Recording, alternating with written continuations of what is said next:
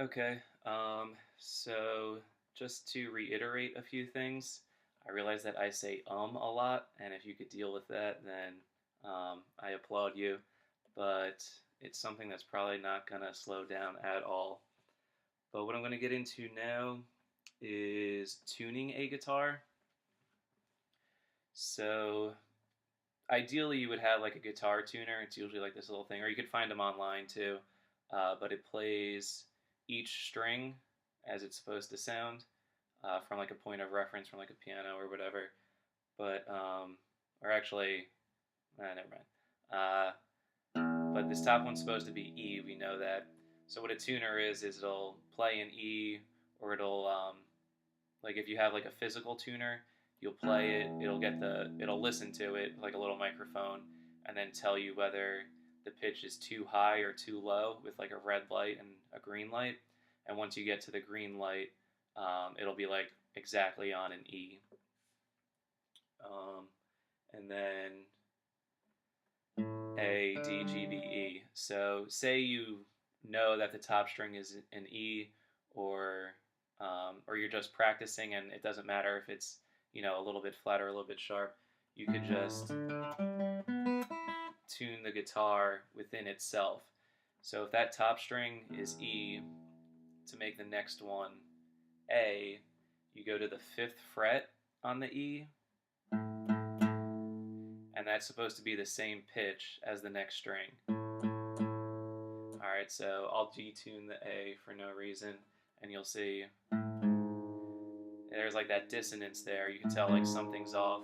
But if I want it to sound right, I can just turn this A back up.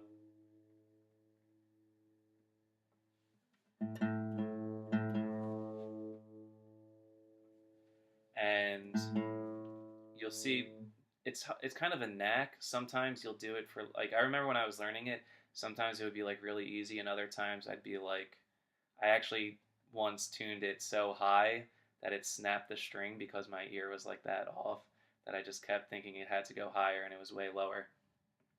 But what you want is for you'll hear like kind of waves, and they're clashing if it's out of tune. But if they're in like perfect unison, you won't really hear those waves.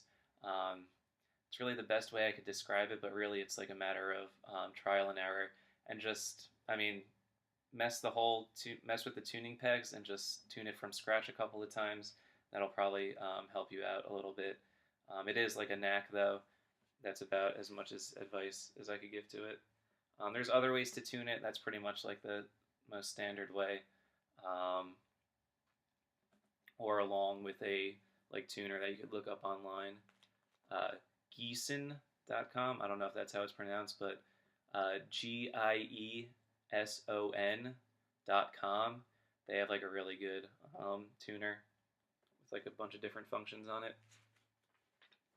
So, and that's all standard tuning. Sometimes guitarists have the wild inclination of changing the tuning just to make like a little bit of a different sound. Um,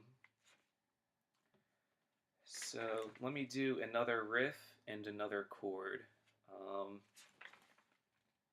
What would be a good one?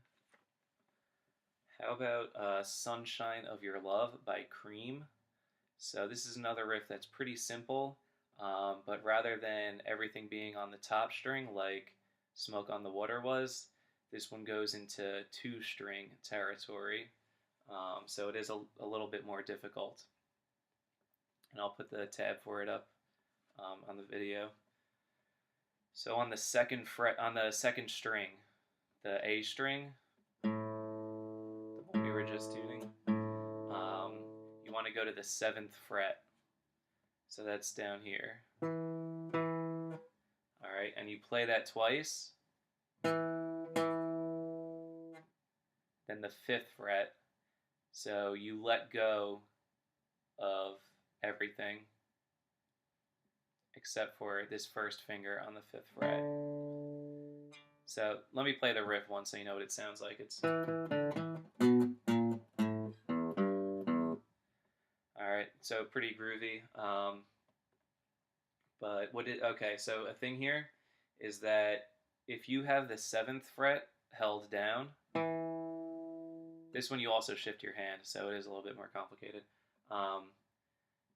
You're holding down this 7th fret, and you know you're going to that 5, right? The D there.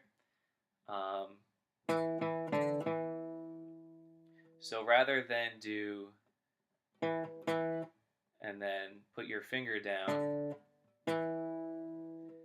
you could already have your 5th fret held down with your first finger. So when you start, have the 7th and the 5th held down at the same time. I'm going to get all my other fingers out of the way as best as I can. All right. So when you play this 7th, it doesn't matter that you're holding the 5th fret behind it. Guitar Hero actually follows the same rules, but it makes it much more easy for you to just play the same string 4 notes in a row. Okay, so it's, and you don't have to really think about that 5th fret as much. So whatever the highest fret that you're pressing down on is, that's the one that the string is going to play. It doesn't matter. You could be holding down on all 4 frets behind this 7th fret, and it's not going to do anything. But it makes it easier when you're trying to descend like that.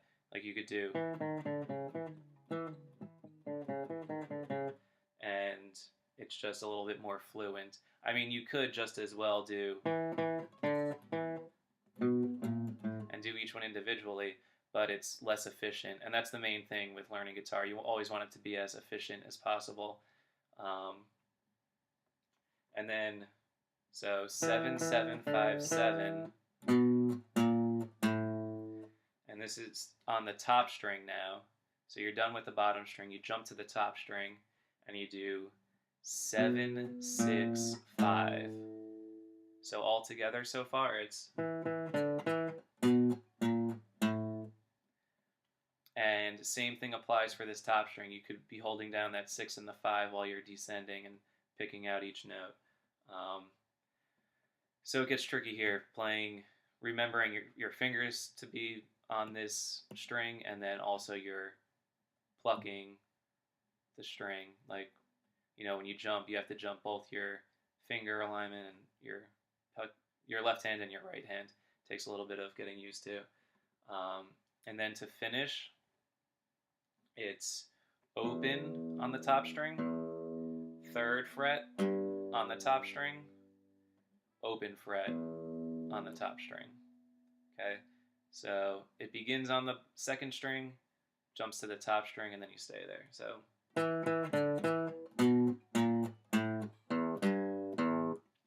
the nice thing about this is that you have to shift your hand back down. So when you play that open string for the first time, it gives you a second to get your hand down there. So now you're going to slide your hand, you're playing your left hand if you're playing like me. Or I'm digging a deeper hole than I have to be right now. If you're a righty, you play the frets with your left hand and you strum with your right hand. So it gives you a second to jump down,